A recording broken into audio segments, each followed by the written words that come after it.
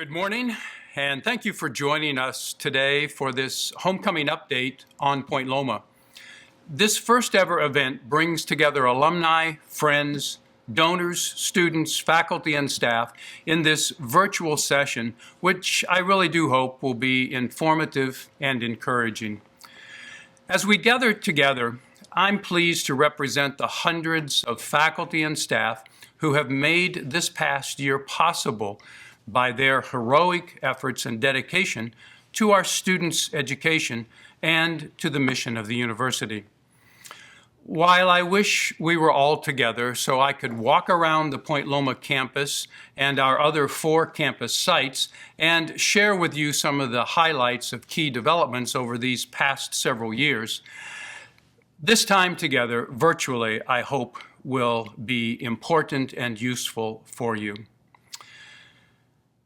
Pasadena, Point Loma has a great heritage of overcoming, and in these past decades, and even in this current day, that is part of our spirit, this spirit of overcoming. A dozen years ago, it was the impact of the Great Recession that affected all of us. I'm pleased to report that with the quick actions and strategic decisions, and God's blessings, we emerged from that time stronger and better prepared for the future. Out of that time, we made many key financial and operational decisions, including one to expand the university by acquiring the use of the Liberty Station Conference Center just 3 miles from the campus. This large facility is now the home for our School of Nursing and also for regular classes that are accessed by our shuttle system. This step enabled Point Loma to grow by more than 400 undergraduate students, bringing today's traditional undergraduate enrollment to more than 2,700 students. Along with the Liberty Station campus, PLNU has been continuing to make changes in the curriculum to keep pace with changing needs, interests of students and employers. Recently, a commercial music degree was added to the music department and has been met with strong student interest. Environmental and sustainability majors have been added to expand the opportunities for students in addressing key societal issues. Also, a new engineering degree has been added and is now being offered.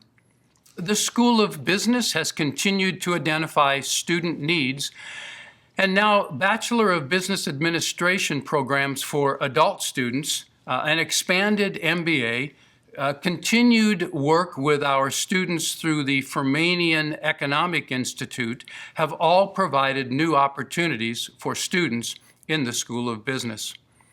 New graduate programs in athletic training, kinesiology, integrated wellness, sports management, counseling, and nursing. And in nursing, both our masters in nursing as well as our doctorate of nursing practice have all brought new opportunities and great academic strength to the university as we continue to respond to the needs of students and of our communities.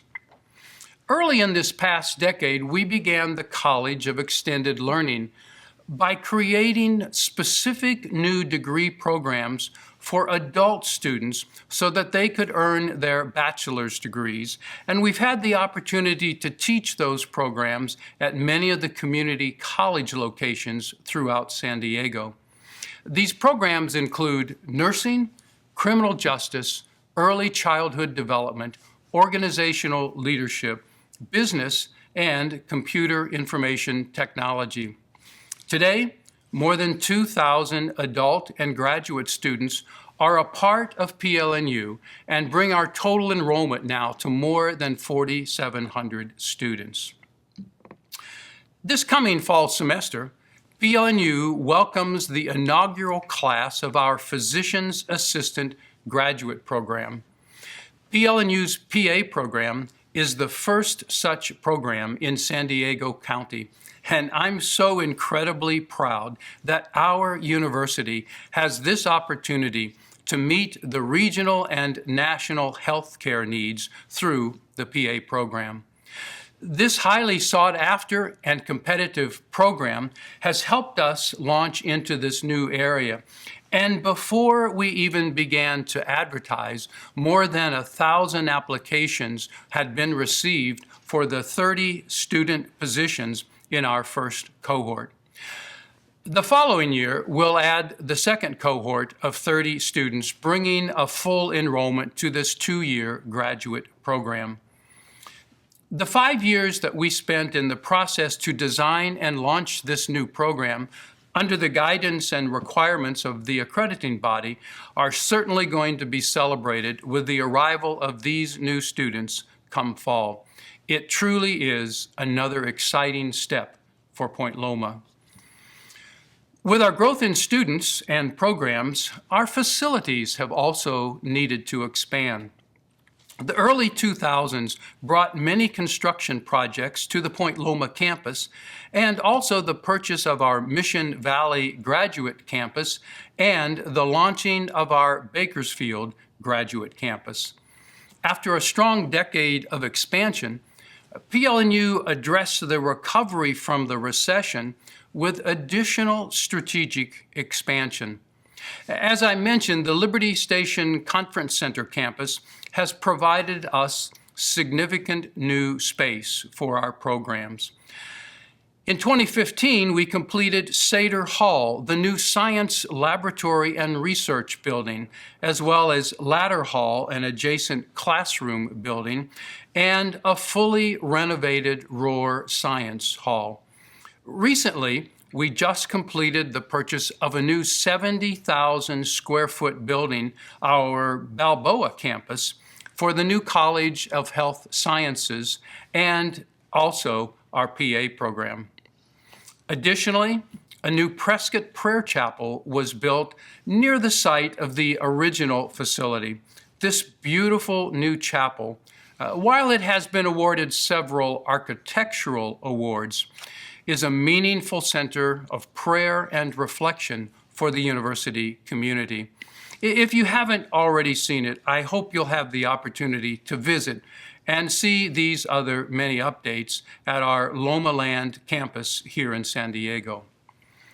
However, this past year has been a tough one for everybody involved.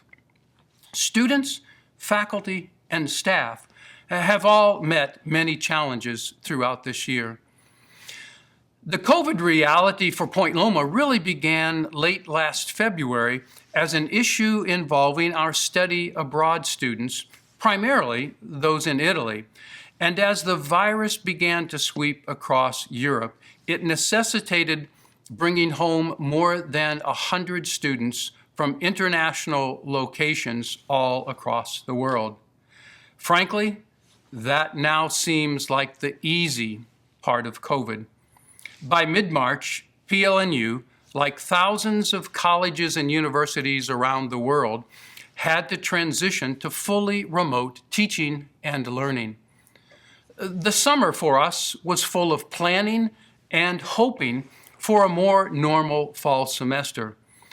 But late in July, health regulations and the lack of state and federal guidance necessitated us moving to a virtual fall.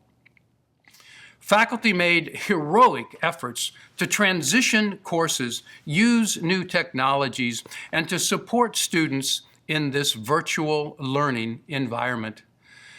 I have to admit, it's been hard, but with the prospects of significant enrollment declines, PLNU has been able to experience only a 2.5 reduction in enrollment this past fall.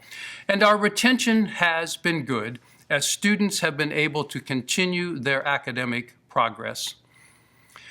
As part of this planning, last June, we decided to prepare for what we expected to be the tough winter of COVID, and we made the decision to move the start of our undergraduate spring semester to March 1 and to conduct a virtual mini-term in January and February so that we could increase the opportunities of having a campus-based spring semester.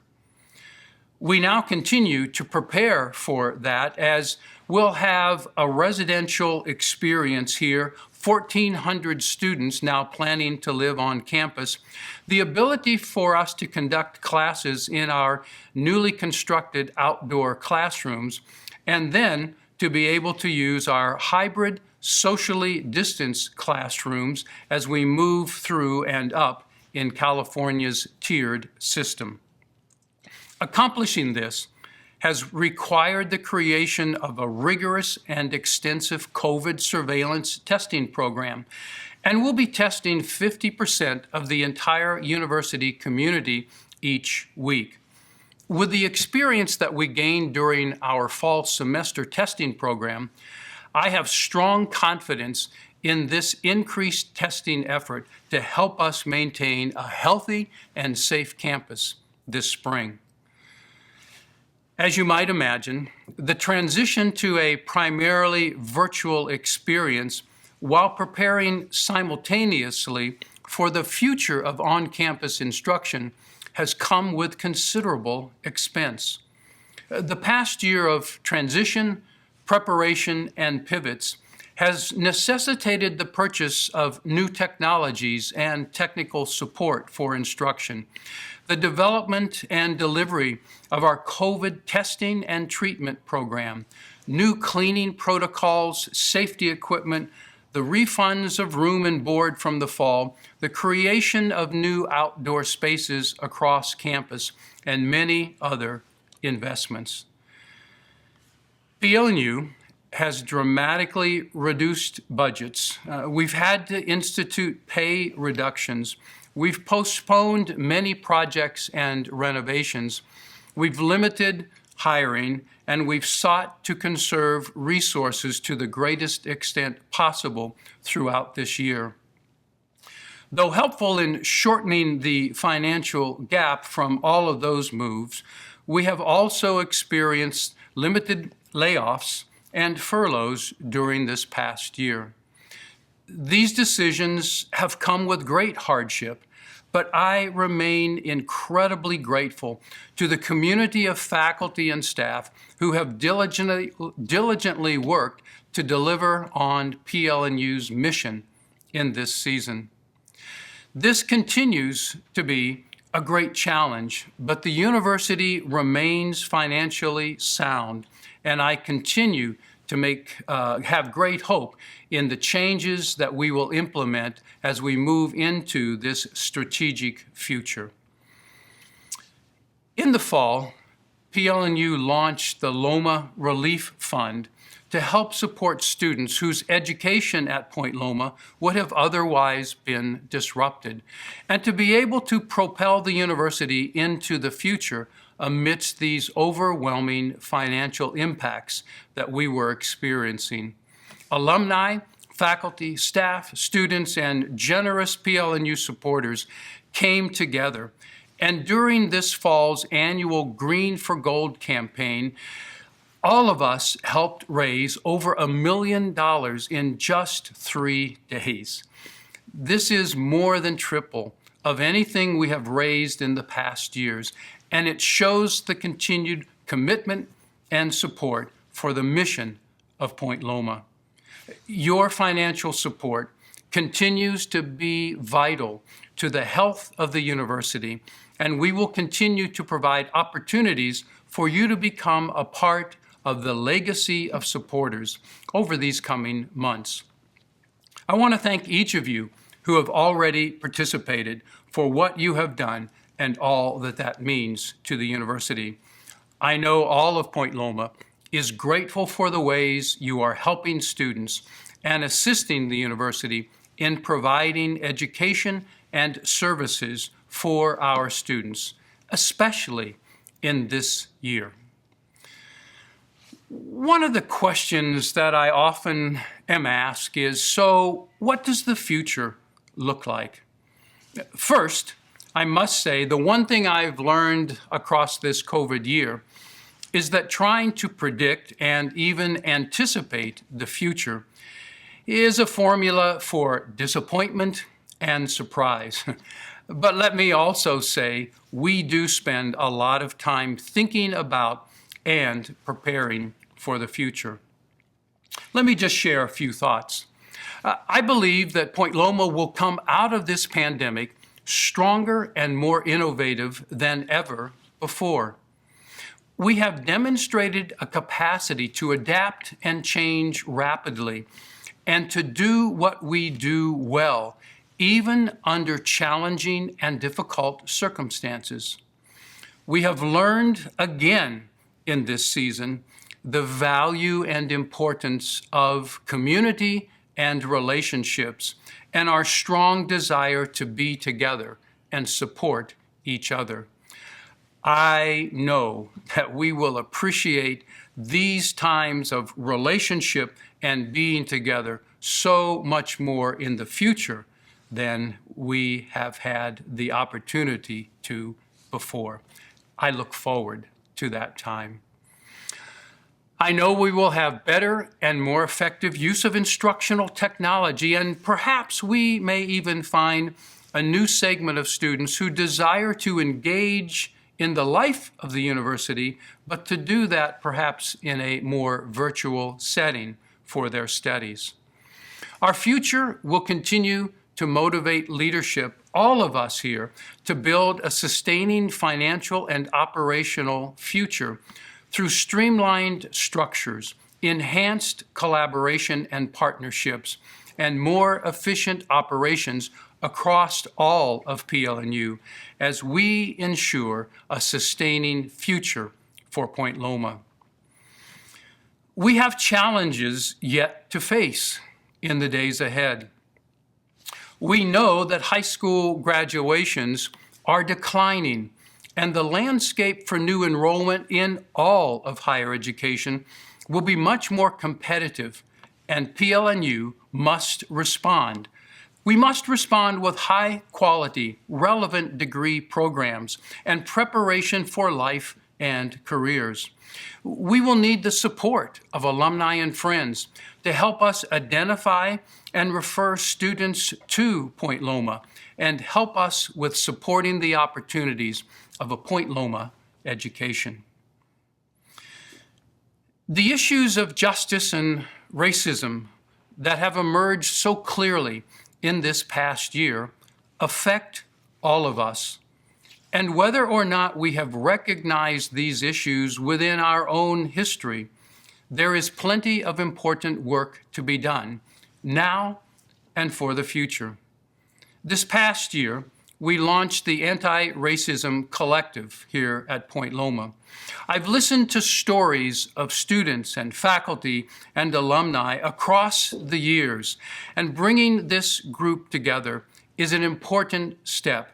It's a broad-based group of staff and faculty, and it's been appointed to help us identify and understand how students, faculty, and staff, and alumni have been and are being affected within the university community, and to provide the foundation for creating a more respectful, supportive, and safe community for all individuals. This is difficult work, but it is work we must do as part of being in God's family and as part of our mission as a university.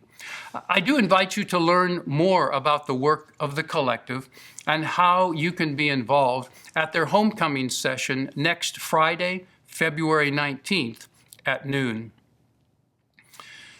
We face several significant capital development needs across Point Loma and really across all of our campuses as we seek to have new and updated facilities that are needed for keeping pace with the changing needs of students and our degree programs.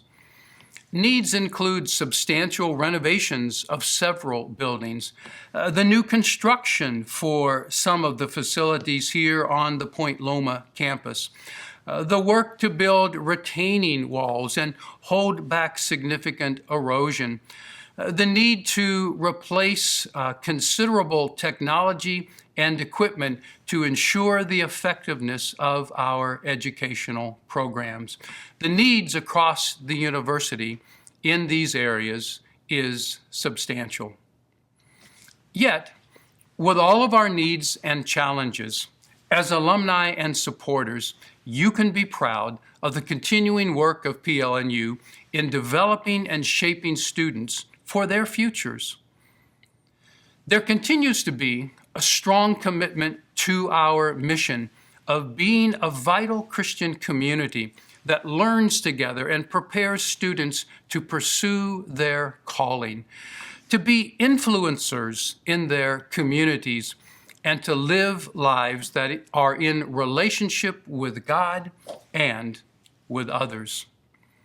The instruction in Micah chapter 6 continues to be our work as we seek to be a community that does what is good by doing justice, loving mercy, and walking humbly with God in every place and location that we are as the Loma family.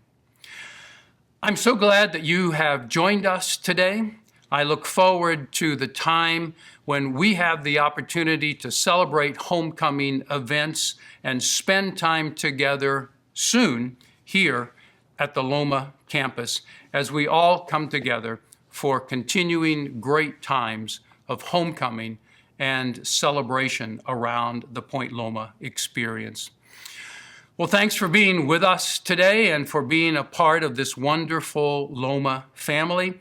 We've saved some times for questions today, and I hope you'll have the opportunity to participate and join in that. So let's turn to our moderator, Jill Monroe, and move into that time of questions and, I hope, some answers. Jill, let's begin. Great. Thank you so much, Dr. Brower. Again, as our intro showed, if you have questions and would like to engage in the chat, please feel free to submit any questions you have into the chat function at the bottom middle of your screen. And with that, we'll go ahead and get started with a couple questions that have come through. Good. Dr. Brower, we have a question around Loma Relief and how individuals can donate to the Loma Relief Fund. Is this a fund that folks can specify the area of their donation, or is it a much more general fund directly towards student need? Yeah, certainly the needs are general in that we have many places that this Loma Relief Fund will help. But there are also some occasions where a designated gift might be appropriate to a particular area. Our advancement office, Kelly Smith, as our Vice President for Advancement, has helped to guide this, and I'm always certainly open and thankful for the opportunity to receive a gift, both for the general use, but if there is a specific need, to also include that. The Loma Relief Fund can be accessed through our website, and also the opportunity, I've received several checks just sent to the university. They can come to me or to Kelly Smith, marked for Loma Relief, and those funds will be applied as we have opportunity for you to indicate the intent of your giving. Great, thank you. Along with financial support, how can alumni and friends continue to be involved and support the university, particularly in this time of COVID? Yeah, I must admit that we've had great, really, involvement through our alumni office.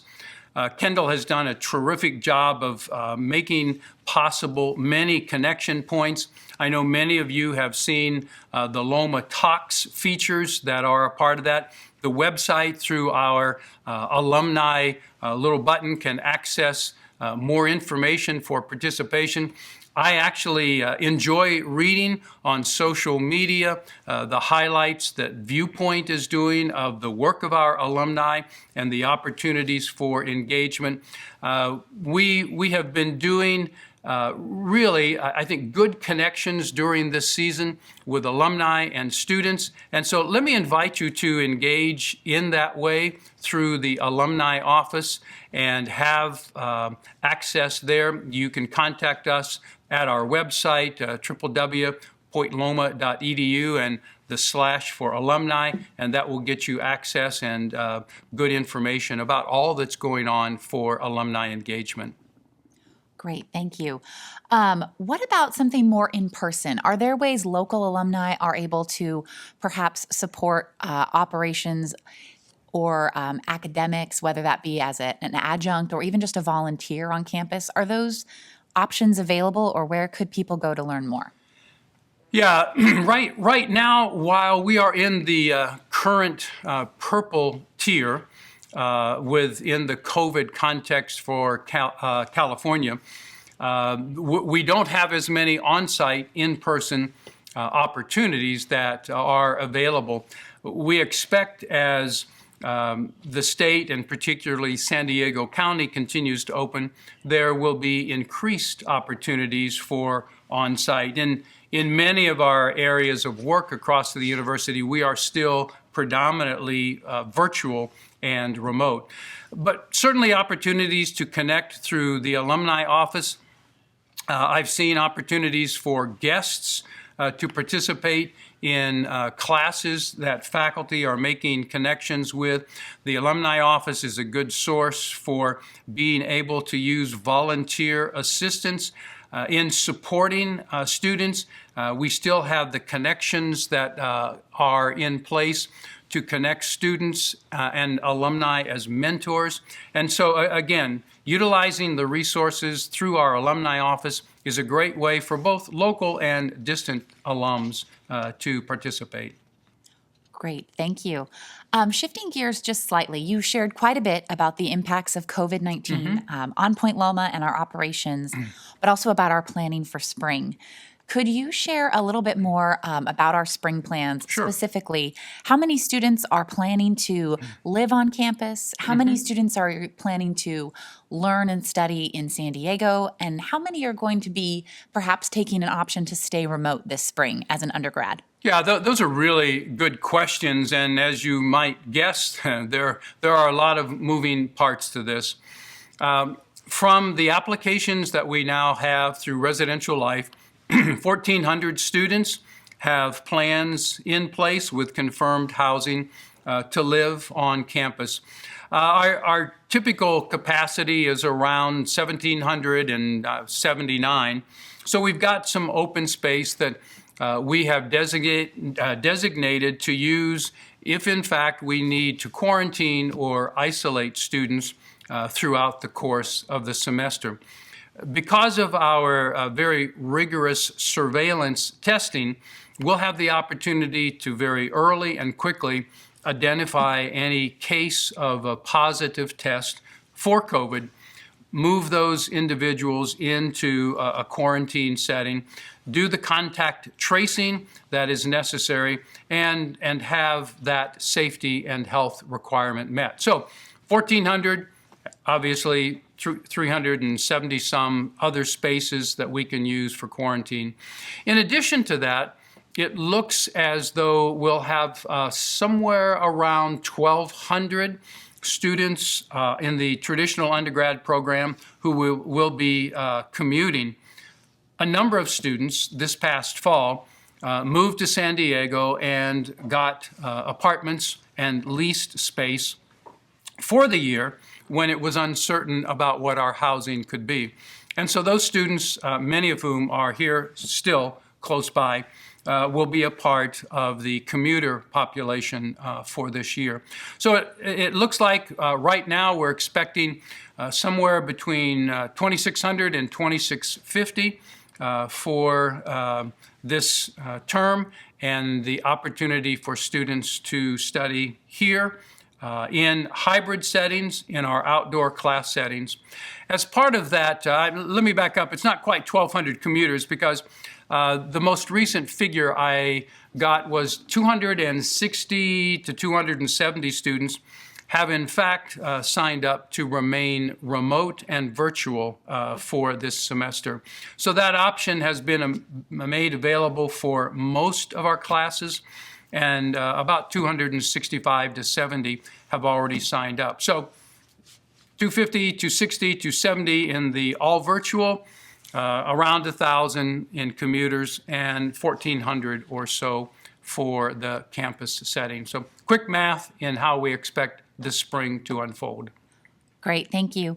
Dr. Brower, you talked a little bit about increasing our testing capacity this spring and for our robust health and safety planning that's gone into preparing for spring.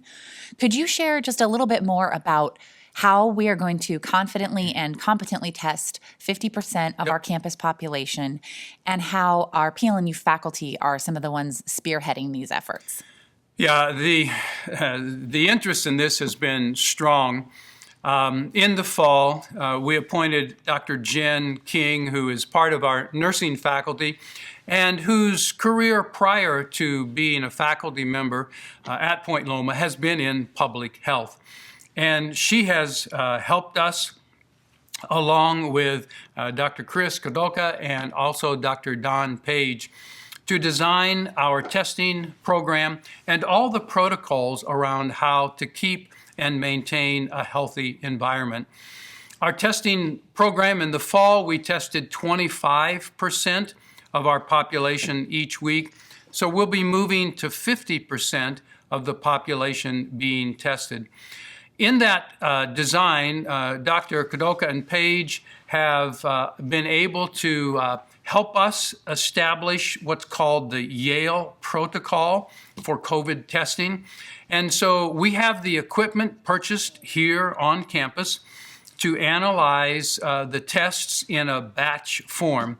And there's a small vial that will be given that's coded with an identification number for tracking, and that will be a saliva-based test. Those will be batched. Typically, those 10 in that batch will all be negative, and that's all that happens. Sometimes there will show a positive within that batch, and then those samples will be further isolated in pairs to identify where a positive case might be. By the numbers in the registry, then, those two individuals will have a PCR test, which will give a specific identification of a positive or a negative. But we'll be able to analyze here, as part of our ongoing work, the results of the saliva-based testing, and that will allow us to have samples come in by mid-morning. Those will be analyzed and results will be given by early evening, and then we'll be able to have kind of this rapid response to quarantine, isolate, or to continue to move through just a regular process. Our students are being trained as part of their research assignments to actually, under the supervision of our faculty, do the analyses of these tests. Our nursing students throughout the semester have been administering the tests from the fall, will continue to assist throughout the spring. So we're actually having very excellent clinical experience for students while we're doing a very important job of the continued testing program. So I'm very grateful to our faculty. We've been collaborating with others across the other universities in San Diego, and also the San Diego County Health Services have been very involved and, quite frankly, very impressed with the plans that we have in place and our ability to respond so well with testing. In fact, Point Loma has been identified by the county as really the leader in what's going on, and they've been very complimentary to our work and to our plan. So, Jill, I hope that helps give a little further information about our testing program. It certainly does. And for those of you who are a little more curious about what pooled testing really looks like. Dr. Kadelka, who did help design and launch our protocol on campus this spring, will be launching a video on our COVID-19 info site that will be available next week, if you are so inclined to learn just a little bit more about what that batch testing can look like. Dr. Brower, we've talked a lot about testing and COVID. I know that folks are curious what our plans look like for spring as far as the vaccine availability. And is Point Loma going to be able to provide the vaccine to students, staff, and faculty when the time comes? Or what does that look like? Yeah, a really good question. We are now, as I've been told, as recently as Thursday evening, more than halfway through the process of becoming a vaccination site. The process requires a considerable amount of paperwork and logistics with the state of California. And we are moving through that in good pace and expect that by hopefully the end of February, we will be a designated vaccination site. When that becomes available, and obviously the supply of vaccine is available, we will begin to administer internally the vaccine to, again, according to the tiers that are in place from the county. We'll begin certainly with older faculty and staff, move through that process, and the availability then to students. From what I heard just yesterday from the CDC, there's pretty strong expectation nationally that by sometime in April, there is an expectation of vaccines being widely available to all populations. So we would follow the CDC, county, and state guidelines for that. But we do expect that to be available for students, faculty, and staff here relatively soon. Great. Thank you so much. With all of the talk around testing and vaccines, I know some of our audience is curious, what's life going to look like at Loma this spring? What will the student experience be like? Will things like athletics be happening? What can people expect to see from the student experience? Yeah, I think there's going to be a robust opportunity for students. Obviously, masks are going to be required. Even those with a vaccine must and need to wear a mask because the vaccine isn't 100% foolproof. And so all of us are going to be wearing masks. We're going to continue to distance and have those appropriate safeguards for the community. But as classrooms become more active, the outdoor classrooms, we have 28% of all of our classrooms will be in the face-to-face setting because of these outdoor classrooms that are being constructed. And our labs, the research labs, and our performance classes are all going to be face-to-face, appropriately distanced and masked, and those will be conducted. So right out at the beginning on March 1, 28% of our classes will be in that face-to-face setting. The data that we have received this past week, there's a high expectation within the county of San Diego that sometime during the first week or two of the semester in March, we will move to the red tier. And that will allow then the introduction of face-to-face hybrid distanced classes for students. And so we anticipate very soon after March 1 that also will be added, and we'll have, again, then just a high level of face-to-face instruction. There are robust programs already underway for our spiritual life. Dr. Mary Paul and her team have been planning an extensive array of chapel and worship opportunities. We'll have times in the Greek amphitheater for outdoor worship as well as a variety of chapel experiences. Student life will be having activities. I know ASB is planning many of those activities. Also, the students who will be involved in clubs and organizations. Intramurals will be a part of that semester. Our athletic teams are already doing some play now, although at this point, Fans are not allowed in, so those games are being live streamed. In fact, today, men and women's basketball will again be competing.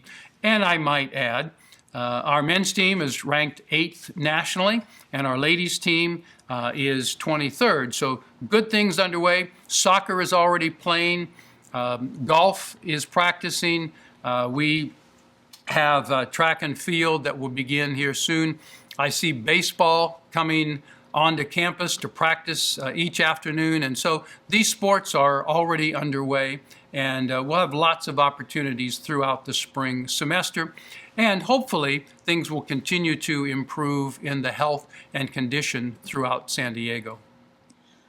Thanks so much, Dr. Brower. Shifting gears a bit, you highlighted some new academic programs and opportunities for the university in the days ahead. Can you just share a little bit more about the future of the Balboa campus and the university's desire for the College of Health Sciences?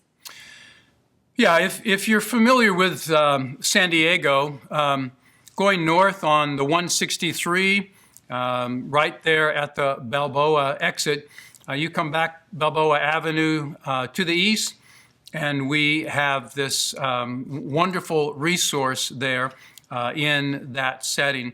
It's going to open initially with our physician's assistant program. We expect that some of our programs in kinesiology and athletic training and some of those health science related areas will also be able to soon locate in that facility. We're going through some renovation and construction internally right now, and so that will provide opportunities as we get into the fall. We're also looking at some additional graduate degree programs that can expand the health sciences area, but we have a strong core of those programs. Nursing continues to operate in our Liberty Station environment, but strong programs for health sciences that involve the kinesiology and our PA program, looking toward occupational therapy as an option. The various sports management and training programs that I mentioned earlier will continue to have opportunity to use that Balboa campus. We're under planning for additional programs that can be done at the graduate level. We don't yet have all of those programs identified, but what we've learned during this COVID time is the dramatically increasing need for health and health-related programs. And so this continued expansion with the PA program is really one of the first and next steps that will help us as we move into these expanding facilities. Great, thank you. What are maybe some other ways that PLNU continues to be involved as a leader in our region, both in the healthcare fields, but maybe more broadly, specifically thinking of Dr. Reeser's work with the Fermanian Business and Economic Institute or the Center for Justice and Reconciliation? What else can you share about where PLNU is at within San Diego? Yeah, I mean, those are two good examples. Certainly our health-related programs have a great reputation within the city. For now more than a decade, Dr. Lynn Reeser has led the Fermanian Economic Institute. We have done hundreds of economic impact and economic analysis studies for the community, from the Navy in the Southwest region to major housing development projects, to looking at issues around the economics of homelessness and the opportunities for affordable housing.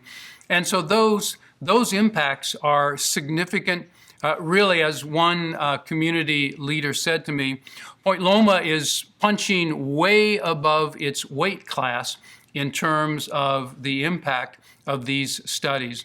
These things have helped to shape decisions within the city for plans of the future, for the building of policy, and so that continues to be strong. Another area, the Center for Justice and Reconciliation, several years ago worked in partnership with the University of San Diego on the initial research around the issues of human trafficking in the San Diego region. And as you might imagine, with the size of the city, the border issues that relate to the busiest land border in the world, the issues of trafficking in the San Diego region have been significant. And so the Center for Justice and Reconciliation has worked with leadership in the city. We've worked with police and police departments, with the San Diego Unified School District, with the District Attorney's Office. Legislation has also been shaped at the state level through the work of the Center for Justice and Reconciliation. So the efforts against human trafficking have been significant at the levels here in the community. But one of the things that's been very important is curriculum being adopted by San Diego Unified School District to get into our schools to help students understand the techniques of recruitment that are used by individuals in trafficking to get young girls and boys into trafficking settings. This is so very important. And so Point Loma has really been a key player and a key advocate for that. We've even developed some scholarship funds to help survivors of trafficking get their degrees through Point Loma. So it's been a robust effort. Other groups across campus engage with the community, whether it's through some business consulting, working with small businesses, some of our graduate programs that will do some work and analyses in those areas.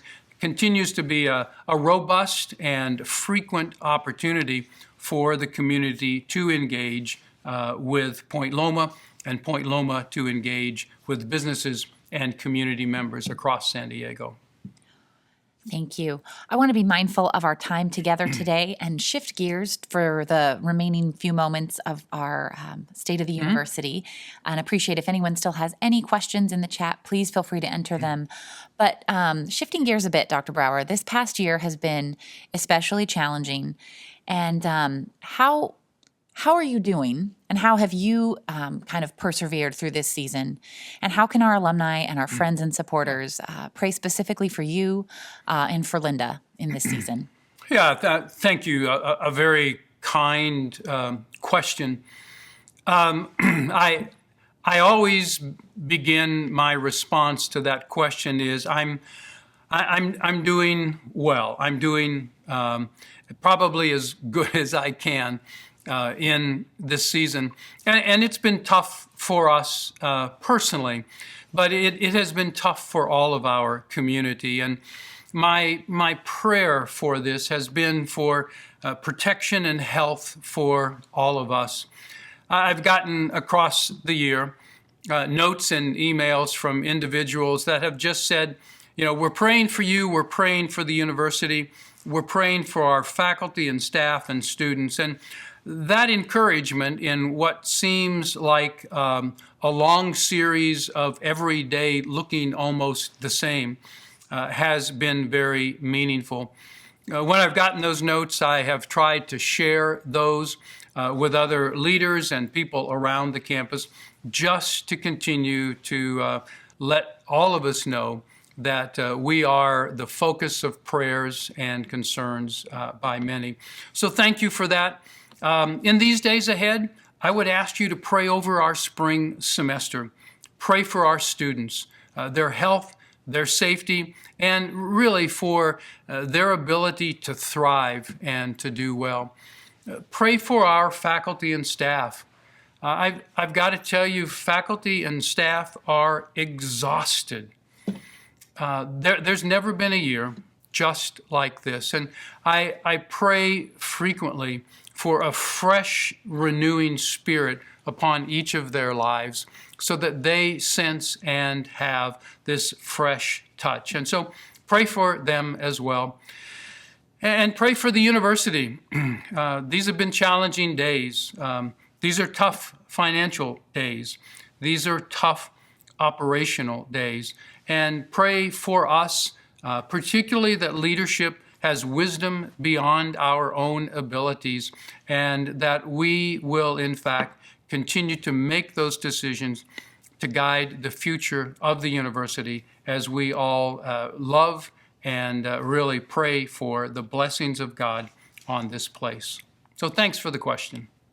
Great. And Dr. Brower, I know you've been asked this question many times, so what better than to ask you here?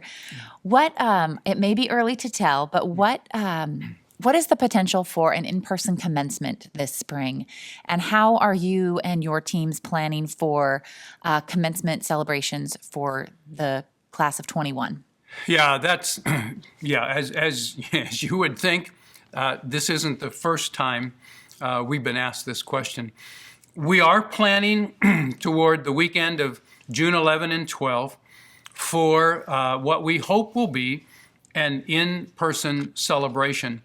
Part of that planning is to move ahead in a rather typical fashion of commencement in the Greek, anticipating that we would have clearance from public health officials to have at least some good size of in-person participation. However, we're also looking at what we would need to do around alternatives. Last summer, we had what I thought was a wonderfully personal drive-in commencement. And so we're also looking at what would it take if we have to do that as well and have the opportunity. But we are committed to having a commencement opportunity for the class of 2021, which will be personal and meaningful for all of us involved. And I hope it can be as normal as possible. But we will have what I believe will be a great celebration for you as graduates. Great. Thank you so much. I think with that, President Brower, this concludes the questions that have been asked in our chat today. And I know many folks are probably headed off to reunions here shortly. Is there anything else? I will leave it with you to conclude today. But with that, I think that concludes our questions. Good. Thanks, Jill. Again, thank you for joining us and being a part of this homecoming time. I know it's a little different, but in many ways, there's a lot of fun to this, and exploring this great schedule that has been developed and the many opportunities that are there. I hope you connect. Please, as part of the Loma family, continue to engage with the university and with each other. Pray for us, continue to support, and more than ever, point students toward Point Loma for what is a tremendous opportunity of being in a vital Christian community and preparing for their future. So thanks. Happy homecoming. Have a great weekend and into next week. And again, before we go, I just want to thank Kendall, the entire alumni office for all of the preparation and the great work that has been done. Hope to see you soon. Take care. Thanks for being a part of this day.